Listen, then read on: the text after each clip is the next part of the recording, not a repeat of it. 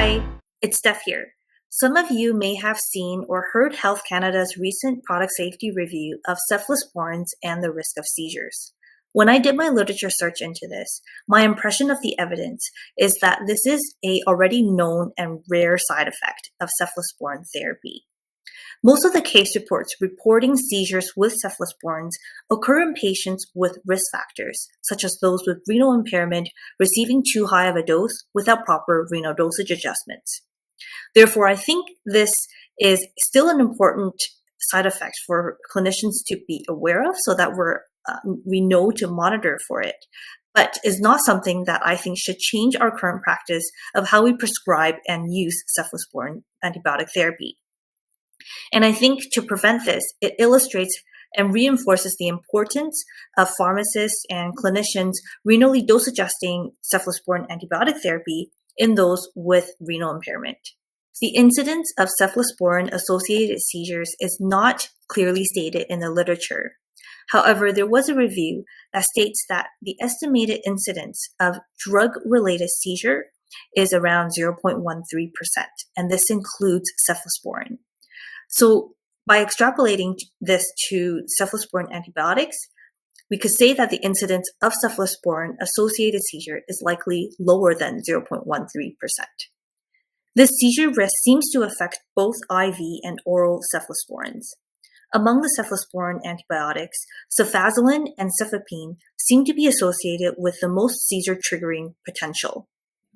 The mechanism of seizure is thought to be related to GABA inhibition and NMDA receptor agonism in our central nervous system. As of February of 2023, which is when I last did a literature search on this topic, I found a few narrative reviews that have compiled case reports and case series that have reported seizures with cephalosporin antibiotic use. I'll link you to the 3 narrative reviews that I found the most useful in the video notes below. On the slide here, I've just posted one of the reviews tables that have summarized the case reports and series that they found reporting this side effect. And you can see that most of the case reports reporting seizures with cephalosporin antibiotic occurred in patients with risk factors. Risk factors that were identified in these case reports included those with renal impairment, and this is because cephalosporin is renally excreted.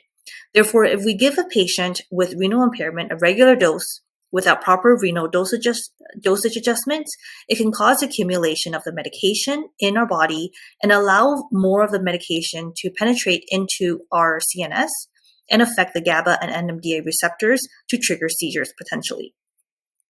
Other risk factors reported in these case reports include elderly, because they are at risk of renal impairment, and as well as those with neurologic diseases such as brain lesions and those with a prior epilepsy history.